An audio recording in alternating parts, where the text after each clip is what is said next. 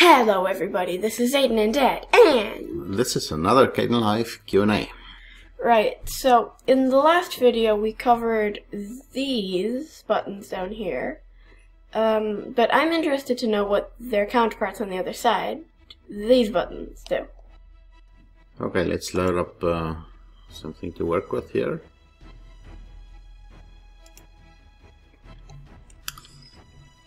Let's look at this first one. You see this one says split audio and video automatically, and we'll cover it shortly, but we'll start with this one, show video thumbnails. Now this is pretty obvious.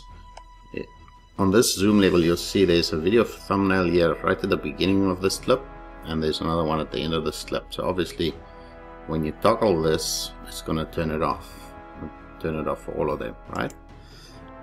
Now you wonder what the purpose is of that, and I don't know if there's a great advantage of using it, but if you zoom in all the way to the frame level, you'll see the individual frames here.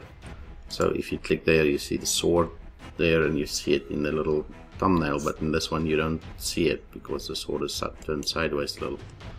See, like that. So indeed, these are, every single frame is rendered into a thumbnail. So at this level you can really see where things start changing if you're interested in doing that.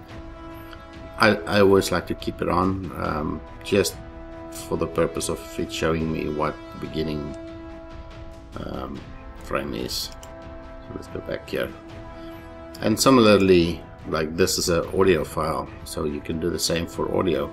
Now that waveform there, the audio waveform, that's also thumbnails. And that scales well, you know, so when you're zoomed out like this, you can still see where there's lots of sound and where there's less sound. If you turn it off, it just totally leaves you blank clips. And of course that gets a lot more interesting if you want to edit audio. You zoom into a certain level and you can see a lot of detail on the waveforms there, off and on.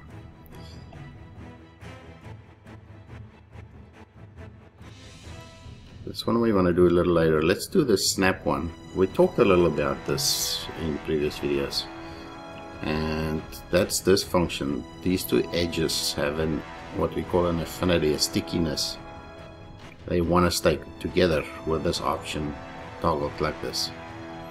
So let's just demonstrate this. I'm going to put my play line there. I'm just going to zoom in a little bit. Now if I move it, you see it grabs it right when those two edges line up. And it works really useful, by the way. Yeah, it's extremely useful. I don't know why you would turn it off, but you can turn it off. And then it just slides past. You wouldn't know. So if you zoomed in like this, it's easy to see roughly where you need to put it. You can probably put it pretty accurately. But see, even that, it might look to you like it's good, but if you zoom in, you'll see it's way off. See, it's like a frame or what off there. So you can always use that, but why use that if you have this, not that one? This nice functionality that automatically... I like how you say it's a full frame off. Yeah, like that one frame will matter. Well, in some cases one frame does matter, but I guess in this one it won't. Okay, so I advise you to just always keep it on, and it's nice to have. Now this here is an interesting feature. Let's turn it on, enable it in other words, and let's go grab the original video clip that we got here. And I'll put it over here on the right, and you'll just see what happens. See the sound, you can see the sound form is on the video. This video has sound included, and oops, it splits it out like that. So it keeps them together. You'll see the line here, so you can still, if you move one, you move the other one, but it will split it out. And now you can ungroup them. Just highlight one of them, and you can ungroup them like that if you want to, because that's the way you want to split them up in the first place. Probably you want to work on the audio alone. Maybe the audio is out of sync because of some problem with your recording software, and the audio drifted. Maybe if you want to speed up the video but you want to leave the audio at the normal speed, that's another purpose. But the grouping function is nice. Let's just undo Ctrl Z a few times here.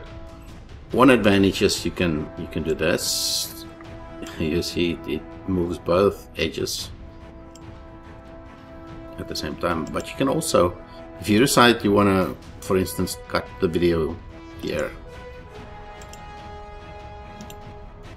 the video and the sound, then as long as they're grouped and you say cut clip, it cuts the whole bunch like that, and you can still manipulate that and that.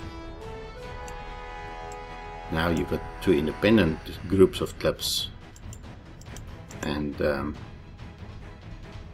you can still move them as one. Okay, another one here is the show markers. So let's say you, on this one, just want to zoom in a little, and you want to put a marker here. Remember, this is where the knocking starts. You can see there on the top right, the knocking on the door. So let's say for some reason you want to add a label to it. That's what these markers are. So you add a marker and you say, let's name it knocking. Knocking on the door or something. And I know for some people there's great use of these kind of functions. I never had to use it. So in this case, let's leave it at category 0, which basically just means red. And it shows you exactly what position in the clip it is as well. So now if you move the play line a little, you'll see this thin little red line there. And if you turn the marker comments on, see, it shows you the knocking on the door there. Let's add another one over here. Yeah, let's say here we want to call this one like zombie fight or something. So we could start over to right here. Yep. Let's add a marker, and this one we call zombie fight. And let's pick a different color just so you can see the difference. Okay, see now the green line there, red line there. And if you enable this show markers, now you see the two different markers there. And it always shows you the line, but it just shows you the comments if you enable this. While we're on the topic of markers, you can go to specific markers, you can jump to them directly, and you need that specifically when you want to delete them.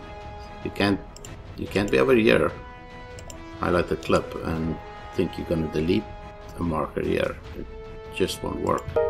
See the complaint here. So if you want to, let's say we want to delete the knocking on the door, you jump there first, right click again, delete marker. See, now it's gone. And you can of course choose to delete all markers as well.